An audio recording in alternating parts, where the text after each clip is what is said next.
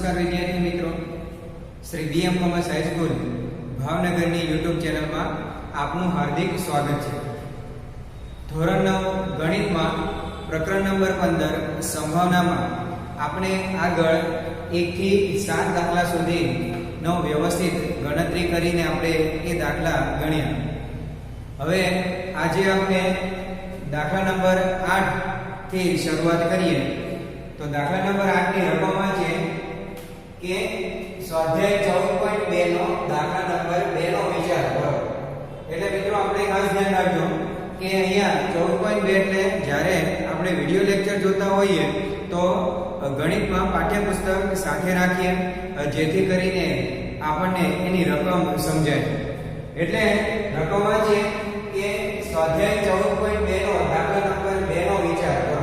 એટલે પાઠ્યપુસ્તકમાં પ્રકરણ 14 એમાં સ્વાધ્યાય 14.2 એની રકમ આપણે વાંચવાની છે. એટલે આ રકમ જે છે એ સ્વાધ્યાય 14.2 બરાબર છે, એની રકમ આપણે જોઈએ. તો કોઈ એક ઇજનેરને યાદચ્છિક રીતે પસંદ કરતા મળતી નીચેની ઘટના ની સંભાવના શોધો. બરાબર, એટલે અહીંયા આ જે પુસ્તક છે અહીંયા તમને મેં કેટલાક અંક બતાવેલા છે. એ અંક દાખલા નંબર 2 સ્વાધ્યાય 14.2 માં આ દાખલા નંબર 2 માં રકમ આ રીતે છે કે 40 ઇજનેરને એ પોતાના ઘરથી નોકરીનું સ્થાન બરાબર એનું કિલોમીટરમાં અંતર આપેલું છે કે કોઈ કેવા ઇજનેર છે, કેટલા 40 ઇજનેર. તો એ 40 ઇજનેર એ પોતાના ઘરથી નોકરીનું સ્થળ છે એ વચ્ચેનું અંતર ડિસ્ટન્સ એ અહીંયા આપેલું છે કે કોઈ એક એન્જિનિયર એવા છે કે કેટલાક એન્જિનિયર જે પોતાના ઘરથી 5 કિલોમીટર અંતરે રહેતા હોય. એટલે ત્યાંથી ઘરથી નોકરીનું સ્થળ એ બે વચ્ચેનું અંતર. એ રીતે કોઈ ઇજનેર 10 કિલોમીટર થી દૂર પોતાના નોકરીના સ્થળે જાય છે. એટલે ઘરથી નોકરીના સ્થળનું અંતર અહીંયા છે. એ રીતે કોઈક એન્જિનિયર એ 5 કિલોમીટર અંતર છે, કોઈક એન્જિનિયર 10 કિલોમીટર અંતરે રહેતા હોય છે. એટલે અહીંયા જુદી જુદી ઘટનાઓ છે આપણે જોઈએ કે તેના કાર્યક્ષેત્રથી 7 કિલોમીટર થી ઓછા અંતરે રહેતા હોય એવા એન્જિનિયર છે. કેટલાક એન્જિનિયર એવા છે કે જે 2 કિલોમીટર થી એટલે ઘરથી એના નોકરીના સ્થળ છે એ બે વચ્ચેનું અંતર 2 કિલોમીટર છે. તો એ રીતે અહીંયા હવે આપણે નીચે આપેલા આવા 3 દાખલા છે એ 3 દાખલાની ઘટનાની સંભાવના આપણે શોધવાની છે. તો પહેલી ઘટના એમ છે કે તેના કાર્યક્ષેત્રથી 7 કિલોમીટર ઓછા અંતરે રહેતા હોય.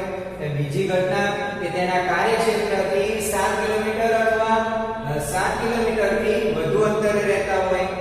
અને ત્રીજી ઘટના કે તેના કાર્યક્ષેત્રથી અડધો કિલોમીટર 1/2 કિલોમીટરથી ઓછા અંતરે રહેતા હોય.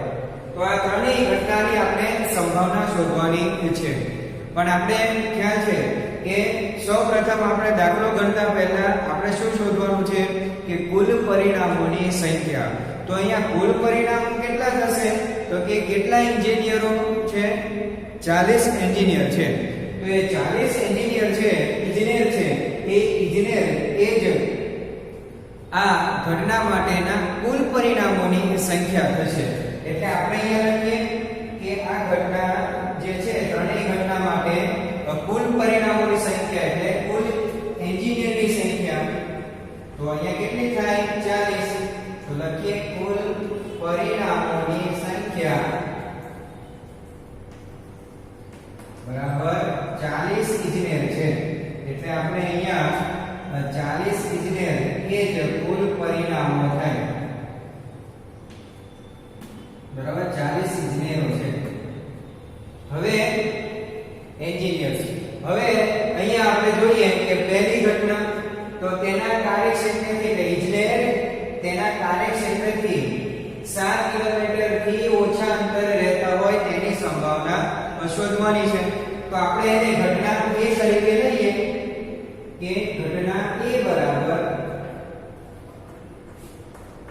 તો લખીએ ઇજનેર તેના કાર્યક્ષેત્ર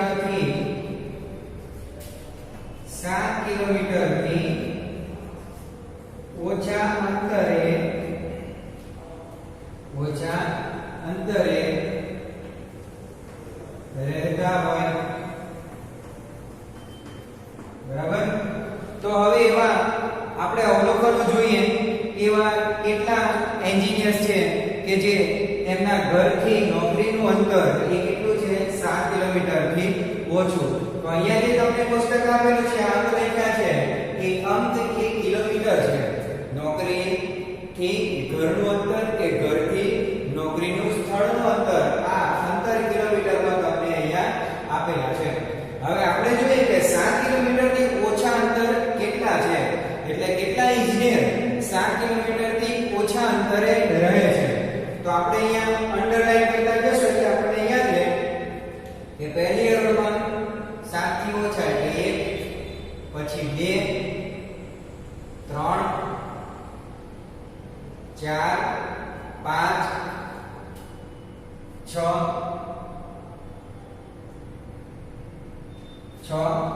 7, 8 અને 9. બરાબર. એટલે આપણે અહીંયા જોઈએ તો જેટલા અંડરલાઈન બતાવેલી છે એટલા ઇજનેર 1 કિલોમીટર, એક એન્જિનિયર 5 કિલોમીટર થી અંતર રહે છે, એક એન્જિનિયર 3 કિલોમીટર અંતર રહે છે, એક એન્જિનિયર 2 કિલોમીટર, 6 કિલોમીટર, 3 કિલોમીટર. આમ કરતા કુલ કેટલા એન્જિનિયર એના નોકરીના સ્થળથી ઘરનું જે અંતર છે એવા કુલ કેટલા એન્જિનિયર છે? 9 ઇજનેર છે. 9 એન્જિનિયર બોલીએ, ઇજનેર બોલીએ, સમજીએ. એટલે આપણે અહીંયા લખી શકીએ કે ઘટના A માટેના પરિણામોની સંખ્યા એટલે 7 કિલોમીટરથી ઓછા અંતરે રહેતા હોય તેવા ઇજનેરની સંખ્યા કેટલા ઇજનેરો છે? કુલ 9. બરાબર. એટલે આપણે એક અહીંયા અંડરલાઈન કરીશ એટલે ખ્યાલ આવી જશે.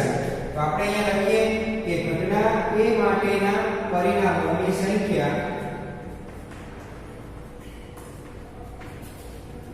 ઘટના A માટેના પરિણામોની સંખ્યા બરાબર. તો કેટલા ઇજનેર છે? 9. તો આપણે અહીંયા જેટલા કિલોમીટર ઓછા એટલા ઇજનેર આપણે સંખ્યા થાય. બરાબર. સમજાય? હવે આપણે ઘટના A ની સંભાવના તો P of A બરાબર ઘટના A ના પરિણામોની સંખ્યા છેદમાં કુલ પરિણામ એટલે કુલ એન્જિનિયર છે, કુલ ઇજનેરો છે એની સંખ્યા. તો અહીંયા કુલ ઘટના A માટેના પરિણામો 9 અને કુલ ઇજનેર 40. તો ઘટના A ની સંભાવના કેટલી થાય? 9/40 થાય. સમજાયું? હવે એ રીતે આપણે જોઈએ કે ઇજનેર બીજી ઘટનાની સંભાવના શોધીએ કે તેના કાર્યક્ષેત્રથી 7 કિલોમીટર અથવા 7 કિલોમીટરથી વધુ અંતરે રહેતા હોય. તો અહીંયા કિલોમીટર આપ્યા છે કે એન્જિનિયર 5 છે, 10 છે, 12 કિલોમીટર, 17 કિલોમીટર, 32 કિલોમીટર એવા જુદા જુદા અંતરેથી આવતા છે. હવે જોઈએ કે આપણે આ ઘટના B માટેના કુલ પરિણામો તો આપણે અહીંયા જોશું કે 40 માંથી 9 અહીંયા પહેલી ઘટના ના પરિણામો જે છે એના પરથી ખ્યાલ આવી જાય કે 9 એન્જિનિયર્સ જે છે એ કેટલા 7 કિલોમીટરથી ઓછા અંતરે આવે છે. બરાબર. 7 કિલોમીટરથી ઓછા અંતરે રહે છે.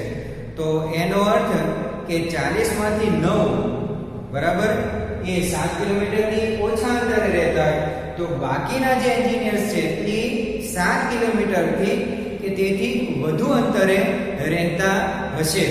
એટલે એનો અર્થ કે 40 માંથી 9 બાદ કરીએ તો કેટલા વધે? 31. તો 40 માંથી 9 તો 7 કિલોમીટરથી ઓછા અંતરે અને 31 એન્જિનિયર જે છે એ 7 કે તેથી 7 અથવા 7 કિલોમીટરથી વધુ અંતરે રહેતા હોવા જોઈએ. એટલે આ માહિતીના આધારે આપણે કહી શકીએ છીએ. એટલે આપણે અહીંયા લખીએ કે ઘટના B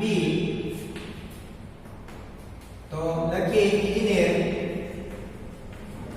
ઇજનેર તેના કાર્યક્ષેત્ર તેના કાર્યક્ષેત્રથી 7 કિલોમીટર અથવા 7 કિલોમીટરથી વધુ અંતરે રહેતા હોય.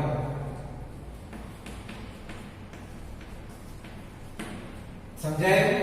તો 7 કિલોમીટરથી વધુ, 7 અને 7 કિલોમીટરથી વધુ. તો આપણે અહીંયા 7 કિલોમીટરથી ઓછા એવા કેટલા એન્જિનિયર હતા? 9.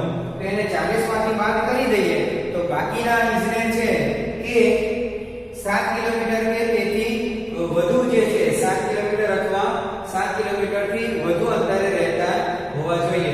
એટલે આપણે અહીંયા ઘટના B ના પરિણામોની સંખ્યા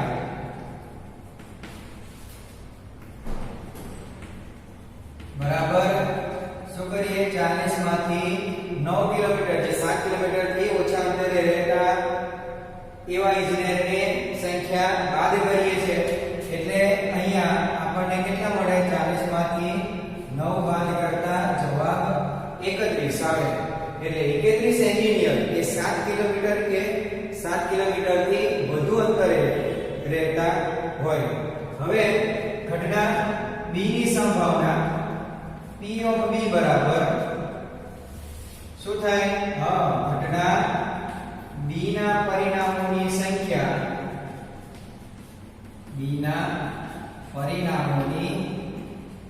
સંખ્યા છેદમાં કુલ પરિણામોની સંખ્યા.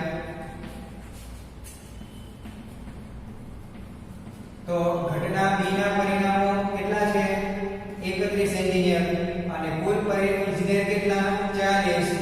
તો ઘટના B ની સંભાવના 31 ના છેદમાં 40 આ ઘટના B ની સંભાવના થાય. હવે ત્યારબાદ અહીંયા ત્રીજી રકમ કે ત્રીજી ઘટના કે તેના કાર્યક્ષેત્રથી અડધો કિલોમીટરથી ઓછા અંતરે. તો અહીંયા તમે જુઓ કે અહીંયા ઓછામાં ઓછા 2 છે. બરાબર છે? ઓછામાં ઓછા એન્જિનિયર 2 કિલોમીટરથી તેના ઘરથી સ્કૂલ. હવે આપણે ત્રીજી રકમ જોઈએ કે તેના કાર્યક્ષેત્રથી 12 કિલોમીટરથી ઓછા અંતરે રહેતા હોય. તો એવા કોઈ એન્જિનિયર આપણે છે રકમમાં જોઈએ આમાં કે તેમના ઘરથી નોકરીનું સ્થળ એ બે વચ્ચેનું અંતર અડધો કિલોમીટર છે.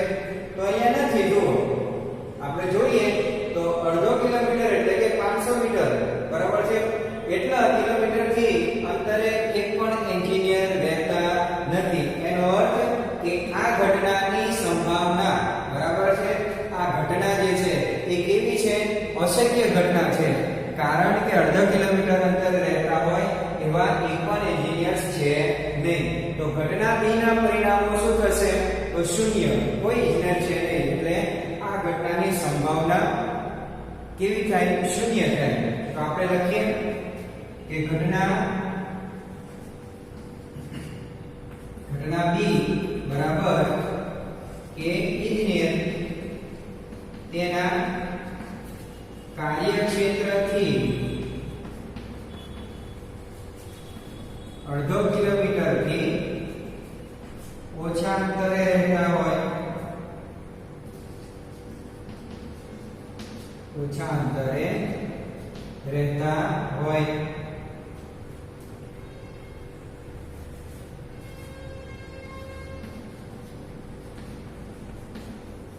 બરાબર?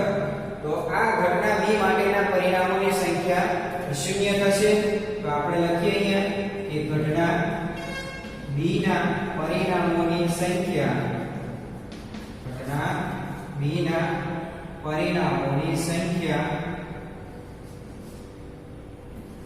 બરાબર શું થાય? શૂન્ય થશે. તેથી સંભાવના તો P of B બરાબર કે ઘટના B ના પરિણામોની સંખ્યા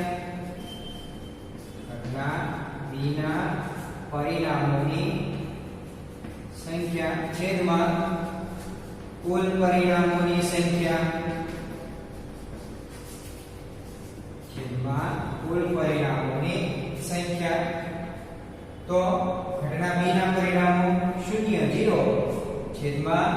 કુલ એન્જિનિયર્સ કેટલા છે? કેટલા છે? 40. તો અહીંયા જવાબ શું આવશે? 0. કેમ કે આ ઘટના કેવી છે? અશક્ય છે. અશક્ય ઘટનાની સંભાવના પ્રસ્તાવનામાં આપણે જોઈ ગયા કે અશક્ય ઘટનાની સંભાવના શું થાય? 0 થાય. તો મિત્રો આપણે દાખલા નંબર 8 માં પહેલો, બીજો અને ત્રીજો એટલે 3 ઘટનાની સંભાવના શોધી. ત્યારબાદ 9મો અને 10મો દાખલો જે છે પાઠ્યપુસ્તકમાં સ્વાધ્યાય 15.1 માં દાખલા નંબર 9 અને 10 એ સ્વ પ્રયત્ને જાતે કરવાનો છે. એ પ્રવૃત્તિ આધારિત તમે રકમ મારશો તો ખ્યાલ આવશે કે પ્રવૃત્તિ આધારિત એ દાખલો જે છે અને એની સંભાવના તમારે શોધવાની છે. તો 9મો અને 10મો દાખલો જે છે એ આપણી જાતે ગણવાનો છે. હવે આપણે દાખલા નંબર 11 માં રકમ વાંચીએ કે ઘઉંના લોટની થેલી પર 5 કિલોગ્રામ એટલે બરાબર 5 કિલોગ્રામ વજન કરેલી ઘઉંના લોટની થેલી પર કુલ કેટલા કિલોગ્રામ? 5 કિલોગ્રામ વજન કરેલી એવી કુલ 11 થેલીઓ છે. હવે 11 થેલીઓને પસંદ કરી અને તેમાં ખરેખર લોટ કેટલો છે? આમ લોટનું વજન બરાબર કેટલા કિલોગ્રામ? 5 કિલોગ્રામ. પણ ખરેખર લોટ નું વજન જે છે કેટલા કિલોગ્રામ છે? તો એ વજન નીચે પ્રમાણે આપેલું છે કે એક થેલી હવે 5 કિલોગ્રામ બરાબર વજન કર્યું તો એમાં પોઈન્ટ ઓછા વધુ કે 5 કિલોગ્રામ થી 0. સમથિંગ એવા થોડું ઘણું વજન વધે કે ઘટે એટલે પ્લસ કે માઈનસ થઈ શકે છે. એટલે અહીંયા એ વજન કર્યું તો પહેલી થેલીનું વજન એમ હતું કે 4.57 બરાબર વજન કેટલા કિલોગ્રામ હતું? 5 કિલોગ્રામ. પણ થોડું ઘણું વજન જે છે એ ઓછું થઈ શકે એટલે અહીંયા 4.57 5.05 5.08 5.03 5 કિલોગ્રામ 5.06 5.08 4.98 5.07 અને 5 કિલોગ્રામ. આ રીતે બરાબર 5 કિલોગ્રામ વજન તો કર્યું હતું પણ એમાં થોડું ઓછું વધતું વજન આ રીતે આપણને મળ્યું. હવે આપણે અહીંયા જોવાનું છે કે આમાંની કોઈ એક થેલી યાદચ્છિક રીતે પસંદ કરવાની અને એની અંદર પસંદ કરતા લોટનું વજન છે એ 5 કિલોગ્રામ થી વધુ હોય તો તેની સંભાવના શોધવાની છે. તો અહીંયા આપણે 11 થેલીનું વજન કર્યું તો અહીંયા આમાં પ્લસ માઈનસ માં વજન જે છે એ આપણને અહીંયા કિલોગ્રામમાં મળે. હવે અહીંયા જોઈએ કે 5 કિલોગ્રામ થી વધુ વજન હોય 5 કિલોગ્રામ થી વધુ વજન હોય એવી કુલ કેટલી થેલીઓ છે? તો આપણે અહીંયા અંડરલાઈન કરીએ કે એવી 5 કિલોગ્રામ થી વધુ વજન હોય એવી તો કે 1 2 3 4 5 6 અને 7 કુલ કેટલી થેલી છે? 7 થેલી છે 5 કિલોગ્રામ થી વધુ. બરાબર. તો આપણે અહીંયા સૌપ્રથમ લખીએ કે આ ઘટના માટેના કુલ એટલે કે કુલ થેલીઓની સંખ્યા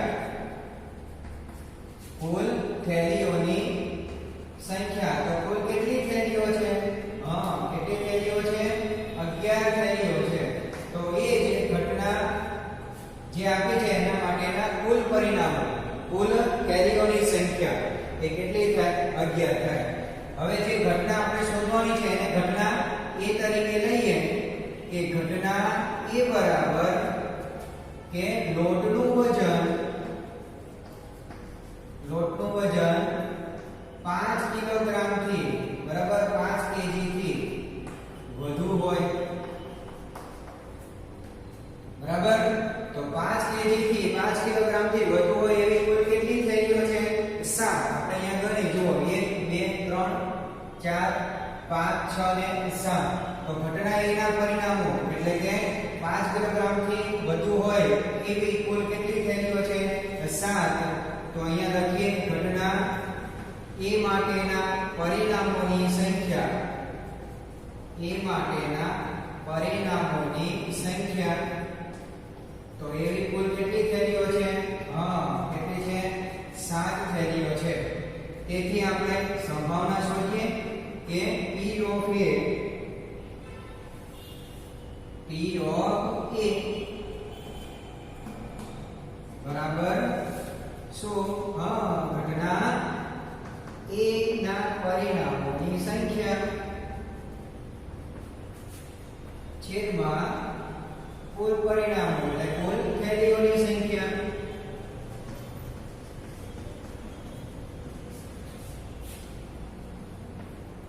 બરાબર.